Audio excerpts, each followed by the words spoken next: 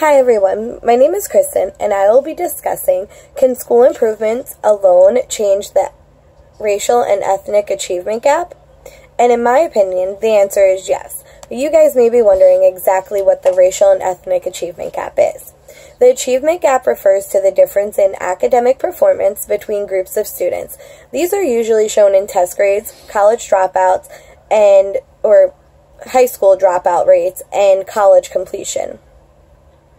Now, when I say that school improvements alone can change the gap, I don't just mean changing the paint or fixing the doors or if there's holes in the walls or putting a new roof on or hanging pretty pictures on the walls to make it welcoming and inviting. I mean improving the schools, getting fundings improved, getting parent involvement, teachers involved in the students' academics. So I remember when I was in school, I had textbooks I was able to actually take home. Now, students don't even have textbooks to, one, be handed out to every single kid in the class, let alone be able to take them home and do their homework and do their assignments. So getting the funding or getting money to get the textbooks and be able to do that and have the children be able to actually complete their assignments is one way of improving the schools. If they don't have the textbooks, how can they actually do their schoolwork? Another thing is improving teachers' quality. You have teachers who are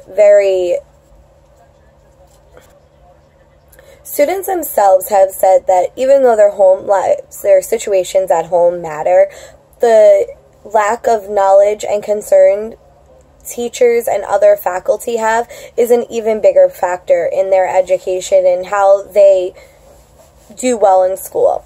So improving teachers' quality. Now, a lot of teachers, like I was saying, have the background knowledge. They have bachelor's degrees. They have master's degrees.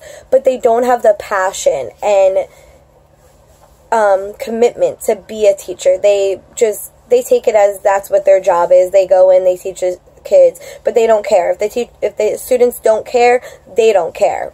They have the mindset of why should we bother? But that's not good. You need to have the teachers who are passionate and positive and have the mindset of, well, that child needs extra help. Let me stay after school with them and help them.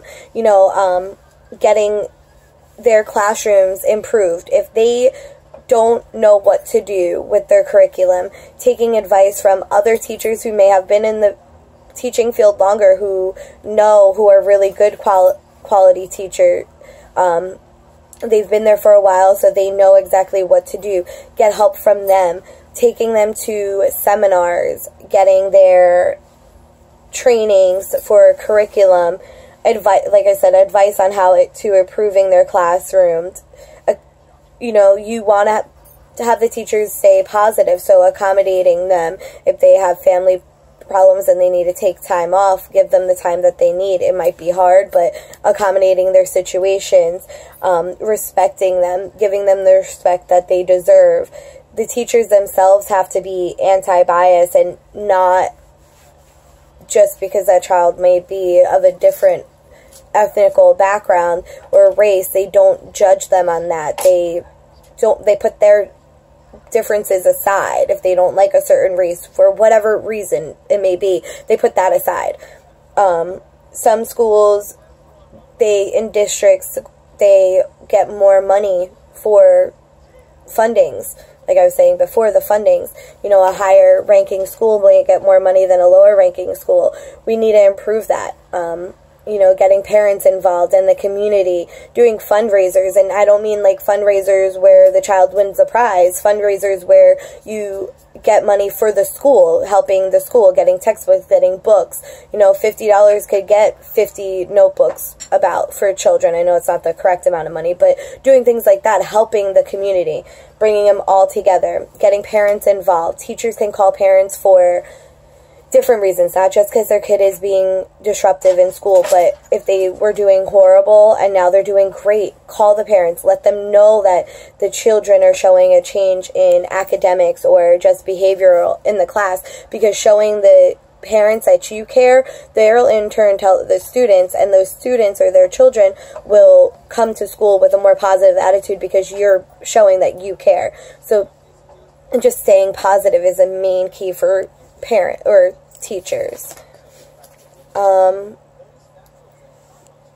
Just continuing always being there for the children.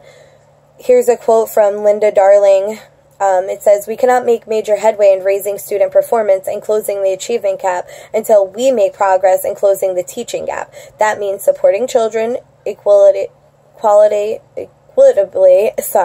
outside as well as inside the classroom, creating a profession that is rewarding and well supported, and designing schools that offer the conditions for both the student and teacher learning that will move American education forward." Basically reiterating what I just said. Another quote from Katie Haycock. "A decade ago, we might have said that we didn't know how much this mattered. We believed that what students learned was largely a factor of their family income or parental education, not of what schools did. But recent research has turned these assumptions upside down. What schools do matters enormously, and what matters most is a good teacher." So, again, just improving all those different qualities will be great in the long run for the children. Another list is addressing inequalities that undermine learning. Value, like I said, value teaching and teacher learning. Redesign schools to create time for collaboration. Create meaningful teacher evaluations and foster improvement. So evaluating the teachers, giving them ways to improving. That's it. Thanks.